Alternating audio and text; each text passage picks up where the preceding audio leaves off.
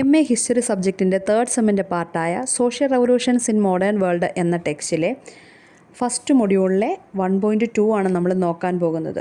The Copernican revolution, Copernican വിപ്ലവം. ശാസ്ത്രചരിത്രത്തിലെ ഒരു ഉന്നത വ്യക്തിത്വമാണ് നിക്കോളാസ് കോപ്പർനിക്കസ്.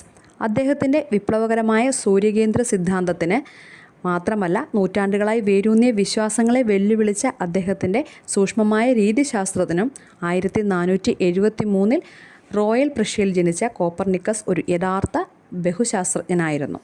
ഗണിതശാസ്ത്രം, ജ്യോതിശാസ്ത്രം, വൈദ്യശാസ്ത്രം തുടങ്ങിയ വിവിധ മേഖലകളിൽ അദ്ദേഹം എക്സൽഡ് ആയിരുന്നു, അതായത് മികവ് പുലർത്തിയിരുന്നു. എന്നിരുന്നാലും പ്രപഞ്ചത്തെക്കുറിച്ചുള്ള നമ്മുടെ ധാരണയിൽ വിപ്ലവം സൃഷ്ടിച്ചത് അദ്ദേഹത്തിൻ്റെ ജ്യോതിശാസ്ത്രത്തിലെ പ്രവർത്തനമായിരുന്നു.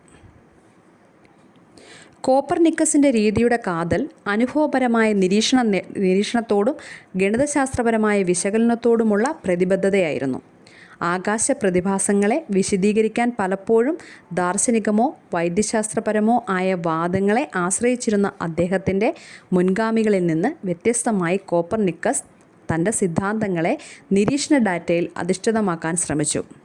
ഗ്രഹങ്ങളുടെ ചലനങ്ങളിലെ പാറ്റേണുകളും ക്രമങ്ങളും മനസ്സിലാക്കാൻ അദ്ദേഹം സ്വന്തമായും പുരാതന മധ്യകാല ജ്യോതിശാസ്ത്രജ്ഞന്മാരുടേതുമായ ജ്യോതിശാസ്ത്ര നിരീക്ഷണങ്ങൾ സൂക്ഷ്മമായി ശേഖരിക്കുകയും വിശകലനം ചെയ്യുകയും ചെയ്തു. സൂര്യകേന്ദ്ര സിദ്ധാന്തം കോപ്പർനിക്കസിൻ്റെ ഏറ്റവും പ്രധാനപ്പെട്ട സംഭാവനകളിലൊന്ന് പ്രപഞ്ചത്തെക്കുറിച്ചുള്ള അദ്ദേഹത്തിൻ്റെ സൂര്യകേന്ദ്ര സിദ്ധാന്തമാണ്. 1543 പ്രസിദ്ധീകരിച്ച ഡി റവല്യൂഷനിബസ് ഓർബിയം കോളസ്റ്റിയം, ആകാശഗോളങ്ങളുടെ വിപ്ലവങ്ങളെക്കുറിച്ച് എന്ന അദ്ദേഹത്തിൻ്റെ വിഖ്യാതമായ കൃതിയിലാണ് ഇത് വിശദീകരിക്കുന്നത്. ഈ വിപ്ലവകരമായ മാതൃകയിൽ പ്രപഞ്ചത്തിൻ്റെ കേന്ദ്രം ഭൂമിയല്ല, മറിച്ച് സൂര്യനാണെന്നും ഭൂമിയും മറ്റ് ഗ്രഹങ്ങളും അതിനു ചുറ്റും ഭ്രമണം ചെയ്യുന്നുവെന്നും കോപ്പർനിക്കസ് വാദിച്ചു.